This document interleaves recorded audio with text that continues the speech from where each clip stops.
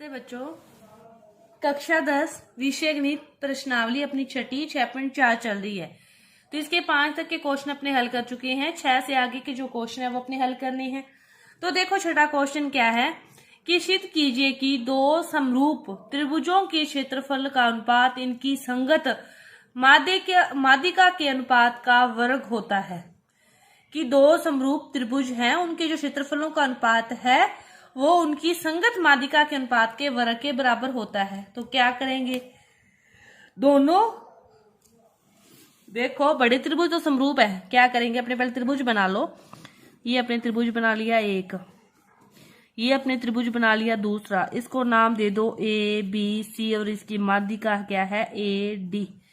ठीक है, इसी तरह दूसरा अपने त्रिभुज बना लिया, कोई भी नाम दे दो पी क्यू आर और इसकी माध्यिका को आप यहाँ पे कुछ भी नाम दे दो एस टी यू बी, चलो ऐसे देते हैं पी एस। अपने को क्या दे रखा है कि जो बड़े त्रिभुज हैं वो तो क्या है समरूप है। तो अपने यदि इस भाग को और इस भाग को समरूप दिखा दें तो इसका जो क्षेत्रफल है वो इनके इसके बराबर आएगा। वहां से अपने देखते हैं क्या होता है आगे। ठीक है, सबसे पहले अपने को दे रखा है कि समरूप है तो उनकी संगत भुजाओं का अनुपात क्या और संगत कोण क्या होंगे, बराबर होंगे।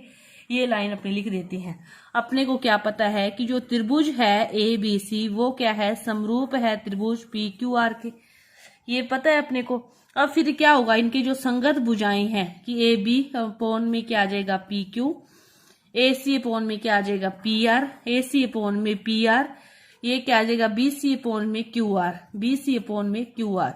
ये होगा ना, जब समरूप है तो ये अपने आप ही होगा। जो कोण है संगत वो भी बराबर होंगे। तो कोण ए बराबर कोण पी, कोण बी बराबर कोण क्यू और कोण सी बराबर कोण आर। ये चीजें तो उसने दे रखी है अपने को, एक ही लाइन में दे रखी है कि दो समरूप त्रिभुजों। ठीक है, इतना चीजें अपने को पता है। इतनी चीजें पता है तो उसके बाद देखो जो एडी क्या है माध्यिका है त्रिभुज एबीसी की, माध्यिका है तो इसको ये क्या करेगी समान भागों में विभाजित करेगी। बीडी इक्वल टू क्या हो जाएगा डीसी, चाहे अपने इनको क्या लिख सकते हो 1/2 बीसी की, ये दोनों किसके बराबर है 1/2 बीसी के।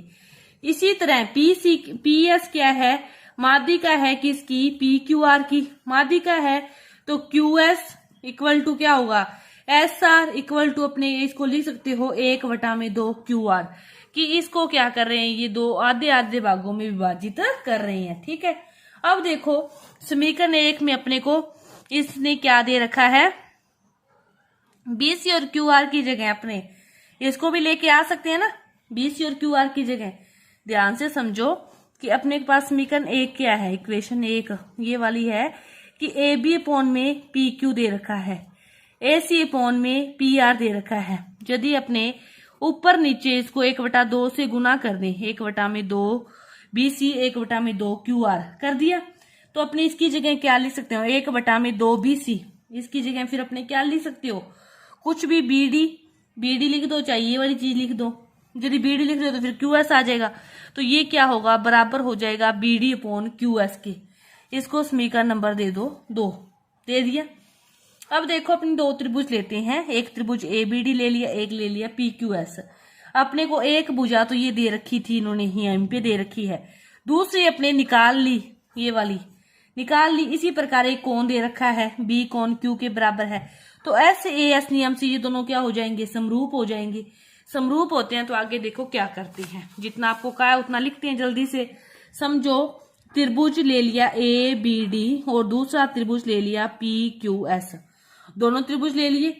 अपने को इस ए बी डी और पी क्यू एस में क्यू और बी बराबर है, कोण बी बराबर है क्यू के, ये क्या लिख दोगे दिया गया है ए बी अपोन में पी क्यू दिया गया है और बी डी अपोन में क्यू एस अपने निकाल लिया है, B D upon Q S. दो भुजाएं एक कोण क्या हो गया एस ए एस नियम से जो त्रिभुज है ए बी डी वो क्या हो गया समरूप हो गया त्रिभुज पी क्यू एस के। इतना आपको ये वाली चीज समझ में आ गई होगी, आगे समझ में इतना हो गया। अब ये होते ही अब देखो दो तो बराबर भुजाएं बराबर है, जब वो समरूप ही होगी, जब समरूप ही होगे तो फिर ये तीसरी भुजा भी क्या होगी बराबर होगी। क्या होगा कि A B upon P Q बराबर है बी डी अपोन में QS बराबर हो गया AD अपॉन में PS, AD अपॉन में PS। समीकरण नंबर 4 हो गया। अब देखो अपने लिखें जो area of ABC, area of ABC और एरिया ऑफ PQR ये किसके बराबर होगा? इसके सभी के अपने लिख सकते हैं कि इनकी स्क्वायर के बराबर होगा। ठीक है, अपने क्या लिख सकते हैं कि AB अपॉन में PQ की स्क्वायर के ये बराबर है, या फिर AC अपॉन में PR की स्क्वायर के, मतलब किसी भी भुजा के जोड़े के एक जुगम के स्क्वायर के बराबर है, वर्ग के बराबर है। लेकिन अपने समीकरण की बात करें, एक अपने ये वाली बनाई, दूसरी एक चौथी नहीं ये तीसरी, दूसरी तीसरी और पहली दूसरी और तीसरी को ध्यान से देखो। AB अपॉन PQ है, AC अपॉन BR है, बराबर है BC अपॉन QR के। BC अपॉन QR से क्या आ गया? BD अपॉन QS, तो ये इसके भी बराबर है BD अपॉन में QS। BD अपॉन QS किसके बराबर है? AD अपॉन PS के। ये किसके बराबर है? AD अपॉन PS के। तो फिर ये दोनों भी इसके तो बराबर है, तो यही स्क्वायर इनके भी तो बराबर होगी ना। BD अपॉन में QS की स्क्वायर के भी ये बराबर होगा, AD अपॉन PS की स्क्वायर के भी ये क्या होगा? बराबर होगा। हमें ये क्या प्रूव करना था? AD और PS क्या है? इसकी माध्यिका है। यही हमें प्रूव करना था कि एरिया ऑफ क्या है? ABC अपॉन में एरिया ऑफ PQR है, वो किसके बराबर है? AD का स्क्वायर अपॉन में PS के स्क्वायर के बराबर है, उनकी माध्यिकाओं के वर्ग के ये बराबर है। यही हमें क्या करना था? प्रूव करना था, और हमारा ये प्रूव हो गया। इसके बाद देखो क्वेश्चन नंबर 7, क्या दे रखा है कि सिद्ध कीजिए कि एक वर्ग के किसी भुजा पर बनाए गए समबाहु त्रिभुज का क्षेत्रफल उसी वर्ग के विकर्ण पर बनाए गए समबाहु त्रिभुज के क्षेत्रफल का आधा होता है। सबसे पहले एक वर्ग बना लो, सबसे पहले वर्ग बना लिया, इसको नाम दे दो आप कोई भी ABCD। किसी भुजा पर समबाहु त्रिभुज बनाना है, तो आप यहाँ पर जैसे बना लिया समबाहु त्रिभुज, और इसको नाम कुछ भी नाम दे दिया हमें E। फिर क्या करना है? उसके विकर्ण पर कोई भी विकर्ण खींचा, और इस विकर्ण पर क्या करना है? समबाहु त्रिभुज बनाना है। यहाँ पर कोई भी नाम दे दिया F। ये क्या कह रहा है कि भुजा पर जो बनाया गया समबाहु त्रिभुज का क्षेत्रफल है, विकर्ण पर बनाए गए समबाहु त्रिभुज के क्षेत्रफल का आधा है। अब देखो ABCD एक वर्ग है, ABCD अपने पास क्या है? एक वर्ग है। इसकी प्रत्येक भुजा क्या मान ली? AB बराबर A, तो इसकी प्रत्येक भुजा A है। यदि इसकी प्रत्येक भुजा A है, तो इसका जो फिर विकर्ण निकालते हैं वो अपने पास आ जाता है √2A। इसको आप समकोण त्रिभुज के क्षेत्रफल से निकाल सकते हो। ये भी A, ये भी A। विकर्ण स्क्वायर इज इक्वल टू लंब स्क्वायर प्लस आधार स्क्वायर, तो अपने पास क्या आ जाएगा? √2A आ जाएगा। तो वर्ग की भुजा पर और विकर्ण पर बनाए गए समबाहु त्रिभुज, देखो भुजा पर जो बनाया गया समबाहु त्रिभुज है भुजा पर, वो तो क्या है? त्रिभुज है ABE, और जो विकर्ण पर बनाया गया है वो अपने पास क्या है? BDF, वो त्रिभुज है BDF। ठीक है, ये दोनों है। अब जो ABE है ये भुजा A है, ये तो अपने वर्ग की भुजाएं A मानी है, तो ये भी A होगा, ये भी A होगा। ये समबाहु त्रिभुज है, तो इसका जो क्षेत्रफल होगा, दोनों ही समबाहु त्रिभुज हैं। अब देखो ये भी समबाहु त्रिभुज है, ये भी समबाहु त्रिभुज है। इसका प्रत्येक कोण 90, इसका भी प्रत्येक कोण 90, तो क्या होगा फिर? ये दो त्रिभुज है ABE, वो क्या हो जाएगा? समरूप हो जाएगा त्रिभुज BDF के। क्यों हो जाएगा? क्योंकि इनके सारे कोण क्या हैं? 60 60 60। क्यों है? क्योंकि दिया हुआ है कि ये समबाहु त्रिभुज है।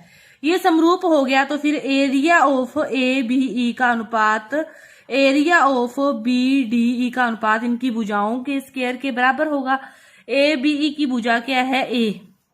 A का स्क्वायर, इसकी BDE की भुजा कितनी है? √2A, √2A का स्क्वायर। A का स्क्वायर √2 से √2 को 2 बचेगा, A का स्क्वायर कट गया, क्या आ गया? 1/2।